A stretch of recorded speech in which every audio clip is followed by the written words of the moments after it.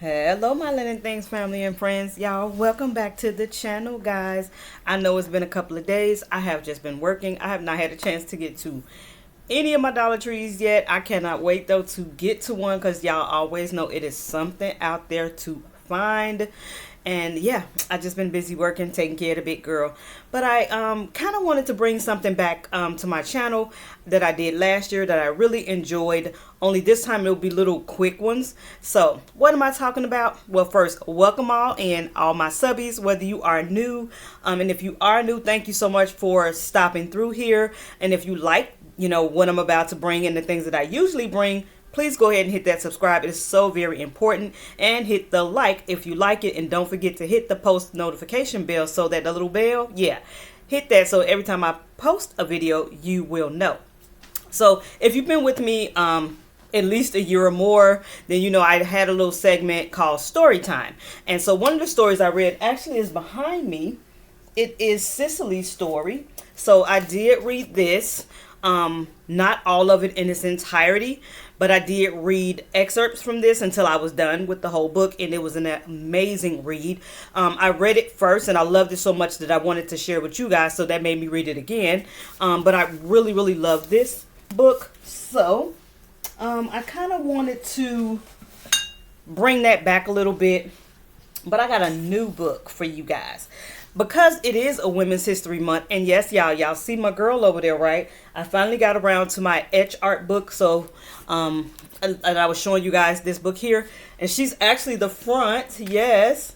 So it's like scratch art, or it's called picture etch, but it has like, right now, this is how that looks, but if I scratch off like the little black, there will be colors under it. So I finally did that one, and I love, love, love that. But I have a new book that I wanted to read, and it's called Red Girls Can, because we are in Women's History Month. And so this one it's a mixture of, I want to say it's a lot of younger girls in this book, but I just wanted to kind of bring a story or do story time with Lynn with, like, during this month here and there, I'll be doing little videos, and I will be reading you guys a story. Now, these are pretty short. The story that I'm going to be reading today, it's not that long at all, but it is highlighting all these beautiful young ladies who have did something to make a difference, and in doing so made history for themselves, right? So I wanted to do that today with you guys. So this is going to be a short, story, and just like I said, just kind of celebrating women and just the things that they have done to change something or help someone or make history, right? And I almost forgot, y'all. Yes, I found this at Five and Below. Absolutely love it. So I wanted one that had like the little Afro girl for Women's History Month, but I thought this one really did speak to me as well. So I did pick this one up. I may have showed this in a haul a while ago. I'm not sure, but now I'm going to use it, y'all. So your girl going to have some little ice water in here while I read. But yeah, pull that out. I love it. It's like Fight for Your Rights, and it's my favorite color, pink. Love that. So we're going to get started, and like I say, these will be maybe 5-minute reads here and there. So the first person that I chose to read about in this book, her name is Egypt Ife Ufele. Okay, Egypt Ufele, Ife Ufele. I love her name. Okay, so it says that she is affectionately called Iffy. So we're going to call her Iffy in here, okay? It says that she was born in Queens, New York in 2006, y'all. So she says every year the world turns its eyes to New York and its legendary Fashion Week. This is when all the big designers debut their collections, models walk the runway, and celebrities clamor to sit in the front aisles.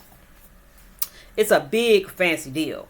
And in 2016, Egypt Ufele, who goes by her nickname Iffy, became one of many talented designers to debut her fashion line there. Now y'all know that's a big deal. Her designs are bright and bold with prints inspired by her parents' native country of Nigeria. But a few things about Iffy's collection, Chubaline, really made her stand out from the crowd.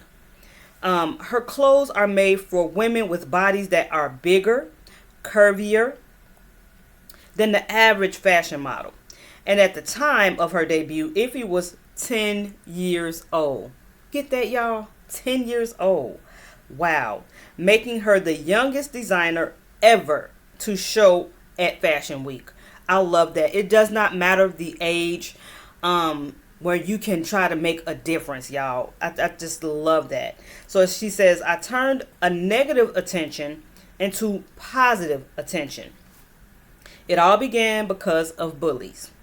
Iffy had a severe asthmatic condition that required her to take medication that affected her weight and her ability to exercise. Aside from asthma, she was healthy. She just had a bigger body than most of her peers. Unfortunately, this was a problem for some kids. They called her names and laughed at her because of her weight, and a few times they were even physically harmful to her. Rather than just feel sad about it, Iffy wanted to do something. One of Iffy's favorite hobbies is sewing. She learned to use a sewing machine from her grandmother, Nellie, I'm sorry guys. And she'd spend hours making clothes for her dolls. And one day it kind of occurred to her that she could make more than just doll clothes. Because of her body shape, Iffy had a hard time finding cute clothes that fit her right. She thought about what she would like to wear, did some sketches, and voila, Iffy started making clothes for herself, her family, and plus-sized people. Her designs quickly got attention. With the help of her mom, Reba, Iffy started her own clothing company, honey. Her own clothing company, y'all. And soon her dresses and gowns and tops and skirts were cruising down the runway. Her designs are now in boutiques and stores across New York. And Iffy also visits schools to talk to other young people about how to deal with bullying. As for the kids who bullied her, they have all apologized, she says. I love it, you guys. So they have like a little black and white picture of her. And I do remember actually seeing her story before. I was watching something on TV and I remember this story and I was like, wow, what a great way, like she says, to turn a negative into a positive.